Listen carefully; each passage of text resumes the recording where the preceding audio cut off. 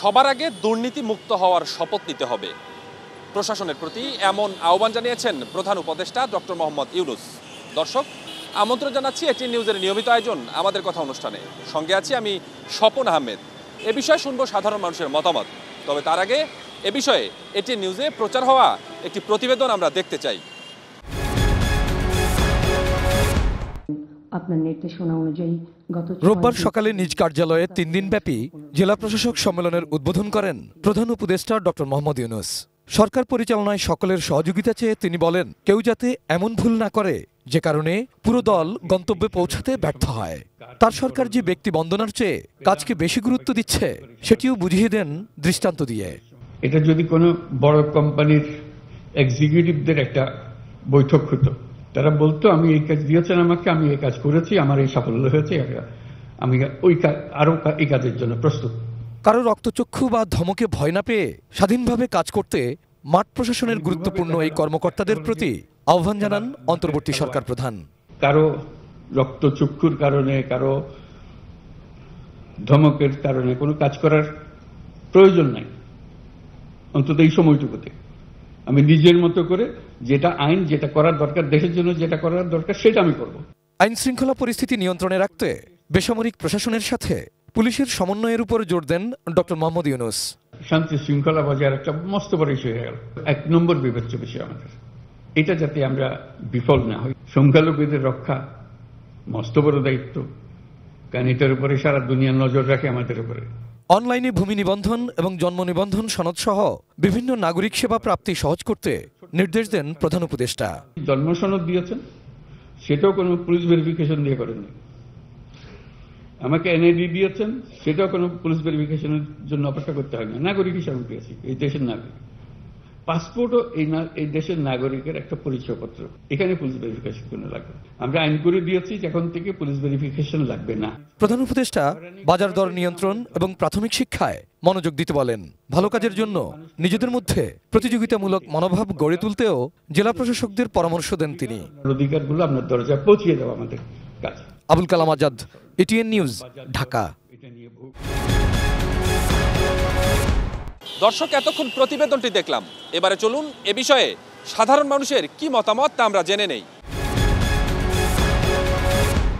উনি ভালো কথাই বলছে যে প্রশাসনকে দুর্নীতিমুক্ত করার জন্য সবাইকে একটা অনুরোধ জানাচ্ছে। আমরা চাই এই জিনিসটা যদি সাকসেস হয়, এই জিনিসটা মুক্ত হলে আমরা খুবই সুন্দরভাবে চলতে পারবো।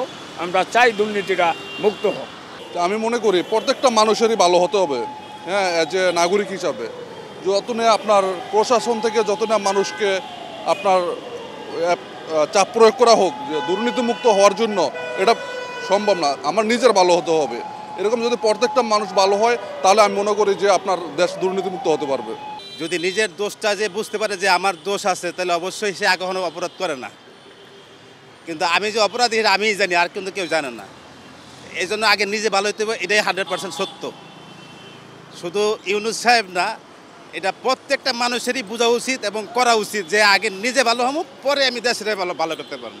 ডক্টর ইউনূস সাহেব যেটা বলেছেন যে একজন উপদেষ্টা হিসেবে ওনার যে নির্দেশনা, যে দুর্নীতি রুখতে হলে আসলে আমাদের নিজেদেরকেই পরিবর্তন করতে হবে। তো রাষ্ট্র আমাকে সুবিধা দিচ্ছে, রাষ্ট্রের নাগরিক হিসাবে এবং একজন দায়িত্বশীল কর্মকর্তা হিসাবে রাষ্ট্রের কাছ থেকে আমি সুযোগ সুবিধা পাচ্ছি, কিন্তু সেই সুযোগ সুবিধায় আমি সন্তুষ্ট না। আমি সন্তুষ্ট না হয়ে আমার প্রেক্ষাপটকে পরিবর্তন করার জন্য বা আমার সচ্ছলতা আনার জন্য আরও বেশি কিছু চাই। এটাই হচ্ছে আসলে দুর্নীতি। উনি যেটা বলছে এটা সঠিক কথা আমি মনে করি, কিন্তু প্রশাসনকে যেটা বলছে যে শপথ নেওয়ার কথা, ওনারা শপথ নিলেই কি সঠিক হয়ে যাবে? এটাই হচ্ছে প্রথম কথা। তাহলে ওনারা যদি শপথ নিয়ে সঠিকভাবে চলতে পারে, তাহলে দেশ অনেকটা উন্নয়ন হবে। ডক্টর ইউনূস স্যার গতকালকে যেই কথাটা বলেছে, যান দুর্নীতি মুক্ত হইতে হলে আগে আমাদের সংশোধন হইতে হবে, এই কথাটা আমি মনে করি সে 100% ঠিক বলছে। যদি আমরা আগে সচেতন হই, আমরা আগে দুর্নীতি মুক্ত হই, আমরা নিজের আগে ভালো হই, তাহলে গোটা দেশ ভালো হবে। প্রশাসনেই কিন্তু আগেই শপথ নিতে হবে। আগে প্রশাসন শপথ নিলে পরে জনগণ এমনি ঠিক হয়ে যাবে। প্রশাসন যদি ঘুষ না খায়, তাহলে তো জনগণ ঘুষ দেওয়ার সুযোগ পাবে না। আপনি ঘুষ খাবেন না, আমি দিব কিভাবে? আপনি যদি নাই খান, মানে কিছু পুলিশ আছে না, যেমন তাদেরকে ঘুষ দেওয়াই যায় না, কিছু অফিসার আছে তাদেরকে ঘুষ দেওয়া যায় না, তাদেরকে ট্রান্সফার করে অন্য জায়গায় পাঠায় দেয়।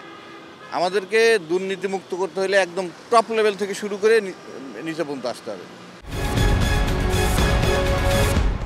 মাননীয় প্রধান উপদেষ্টা গতকাল জেলা প্রশাসকদের সম্মেলনে দুর্নীতি মুক্ত হওয়ার শপথ গ্রহণের আহ্বান জানিয়েছেন। কী ভাবছেন প্রধান উপদেষ্টার এই আহ্বানে নারায়ণগঞ্জের সাধারণ মানুষ, সেটি আজকে আমরা তুলে ধরছি আমাদের কথায়। গতকালকে প্রধান উপদেষ্টা যেই সিদ্ধান্তটা দিয়েছে ডিসিদের প্রতিটা জেলার প্রশাসককে, আমি মনে করি যে সেটা আসলে বর্তমান যে সময়টা, সেই সময়টা আসলে একটা সময়োপযোগী একটা সিদ্ধান্ত। কারণ ডিসিরা তারাই কিন্তু আসলে প্রতিটা জেলা নিয়ন্ত্রণ করে। বর্তমানে কিন্তু আমলাদের হাতেই কিন্তু সব কিছু। যদি আমলাতান্ত্রিক যারা আছে তারা যদি আসলে দুর্নীতিগ্রস্ত না হয়, তারা যদি দুর্নীতি না করে, তাহলে কিন্তু এই সুফল ভোগ কিন্তু আমরা সাধারণ যে জনগণ আছি আমরা সবাই কিন্তু এই সুফল ভোগ করব। গতকাল ডক্টর ইউনূস সাহেব এই যে জেলা প্রশাসন নিয়ে যেই করেছে, সম্মেলন করেছে, আমরা চাই যে সেই সম্মেলনে তার যেই কথাগুলো সেগুলো অবশ্যই সকল জেলা প্রশাসন মানুক। তো আমরা চাই প্রধান উপদেষ্টা যেই গতকালকে যে আহ্বানটা করেছে যে দুর্নীতি মুক্ত প্রশাসন, আমরা আসলে প্রধান উপদেষ্টা আসলে একটা সময় উপযোগী একটা সিদ্ধান্তর একটা কথা বলেছে যে আসলে দুর্নীতিমুক্ত প্রশাসন চাই। তো আসলে আমরা জনগণরা চাই দুর্নীতিমুক্ত প্রশাসন। দুর্নীতিমুক্ত প্রশাসন হলে আমরা জনগণ আমাদের যে অধিকার আছে সেই অধিকার আসলে ফিরে পাবো। আমাদের কথায় ফেনী থেকে স্বাগত জানাচ্ছি, আমি দিদারুল আলম। সবার আগে দুর্নীতিমুক্ত হওয়ার শপথ নিতে হবে, প্রশাসনের প্রতি আহ্বান প্রধান উপদেষ্টার। জানাবো ফেনীর সাধারণ মানুষের কথা।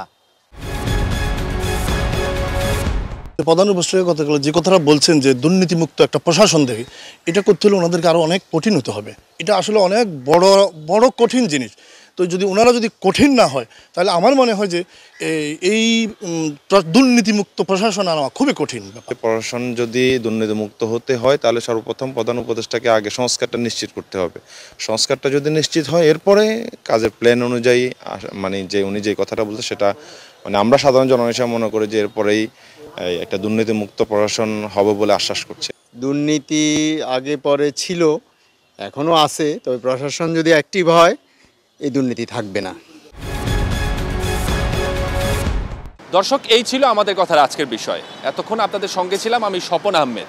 এটিএন নিউজের নিয়মিত এই আয়োজনে আবারও নতুন কোনো বিষয় নিয়ে দেখা হবে আপনাদের সঙ্গে। ততক্ষণ পর্যন্ত ভালো থাকুন, সুস্থ থাকুন আর দেখতে থাকুন এটিএন নিউজ।